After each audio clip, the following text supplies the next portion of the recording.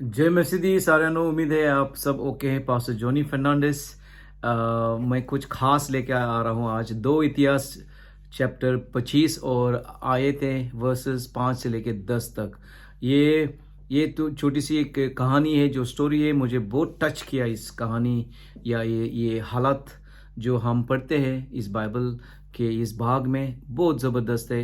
लेकिन ज़रूरी है कि आप एंड तक रुको या रुके, ता करके आपको इस वचन का समझ आएगा और आप ब्लेस हो जाएंगे जैसे मैं हुआ हूँ।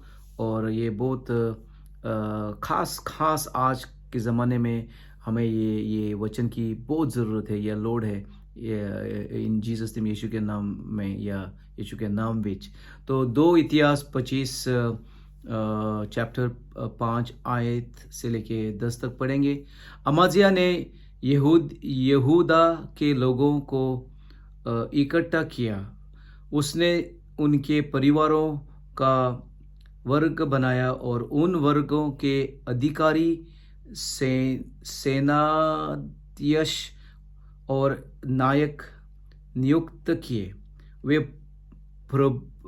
प्रमुख यहूदा और बिन्यामीन के सभी सैनिकों के अधिकारी हुए। सभी लोग जो सैनिक होने के लिए चुने गए 20 वर्ष के या उससे अधिक के थे। वे सब 3 लाख प्रशिक्षित सैनिक भाले और ढाल के साथ लड़ने वाले थे। तो हम देखते हैं कि आयत 5 में लिखा है कि अमाजिया कुछ तैयारी कर रहा था, सैनिकों को इकट्ठा कर रहा था। बहुत गिनती, जैसे आपने सुना है, वो गिनतियां कर रहा था और भाले और ढाल के सैनिक जो इस्तेमाल कर सकते थे उनको वो तैयार कर रहा था। कुछ बड़ा होने वाला है, लेकिन देखते हैं हम किधर पहुंच जाएंगे इस सब सैनिकों के साथ। अमाजिया ने 1 लाख सैनिकों को इज़राइल से किराए पर लिया। उसने 4.25 टन चांदी का भुगतान उन सैनिकों को किराए पर लेने के लिए किया। किंतु परमेश्वर का एक युक्ति या दास अमज्या के पास आया। तो अमज्या तैयारी कर रहा है लड़ाई के लिए, सब ढाल भाले और सैनिकों को, फौज आर्मी को रेडी कर रहा है और किराए पे लिया है इसने, मतलब पैसे पे दिया है। लेकिन क्या हो रहा है, एक खुदा का दास आता है और देखेंगे अभी क्या हो जाएगा। किंतु परमेश्वर का एक युक्ति अमज्या के पास आया। 7 आयत। परमेश्वर की युक्ति ने कहा, राजा, अपने साथ इज़राइल की सेना को ना जाने दो। परमेश्वर इज़राइल के साथ नहीं है। परमेश्वर ये प्रेम के लोगों, एफ्राइम के लोगों के साथ नहीं है।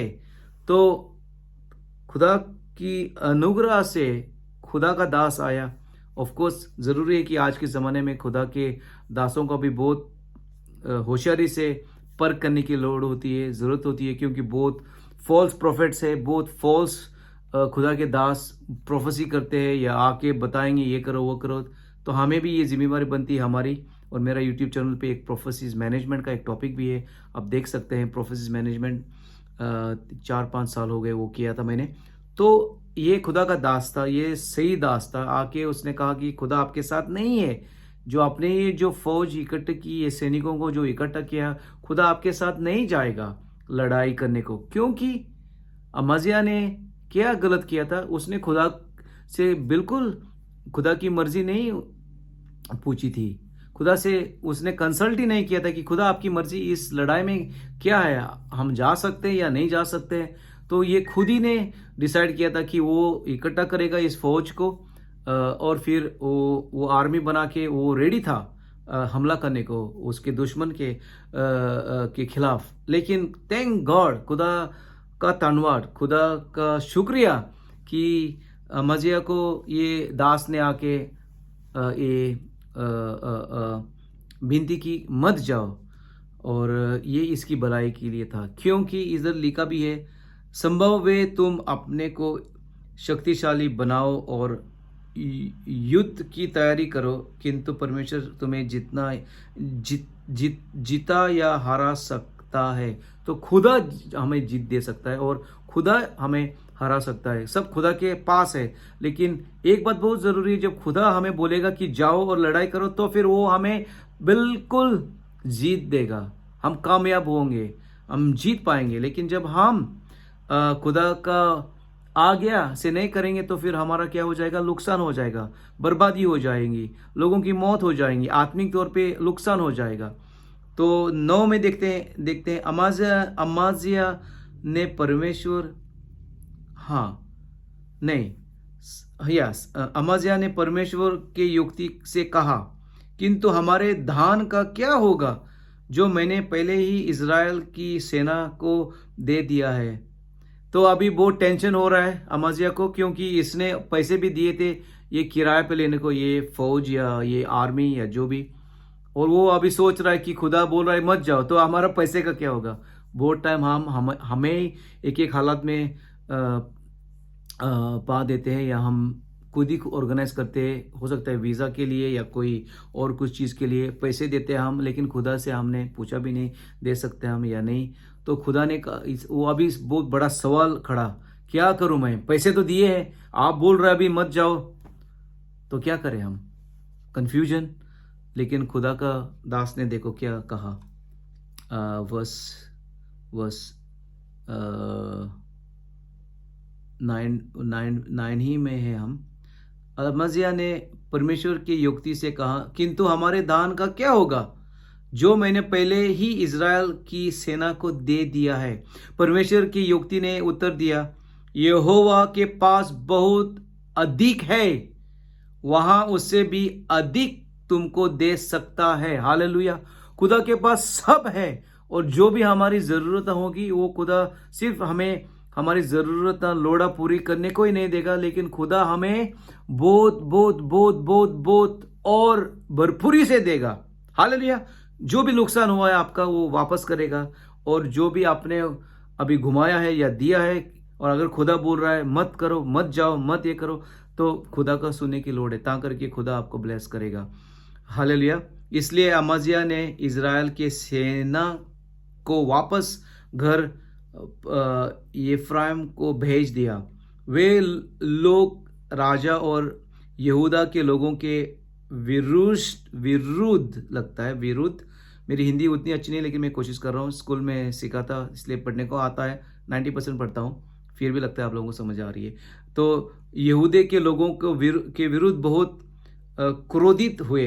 वे बहुत अधिक क्रोधित होकर अपने घर लौटे। क्या किया उन्होंने? बहुत गुस्से में आए, क्रोधित हो गए, खिलाफ आए, क्योंकि हम तो वो रेडी थे लड़ाई करने को। उनको किराए पे लेके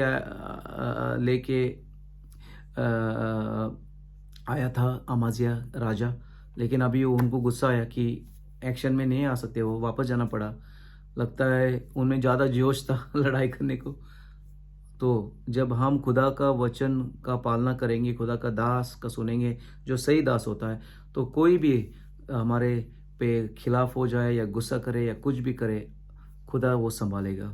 क्योंकि लाइफ में हालातें बनती है, गुस्से होते हैं हमारे पे लोग या आप पर, खास करके जब लीडर होता है तो आसान नहीं होता है काम करने को।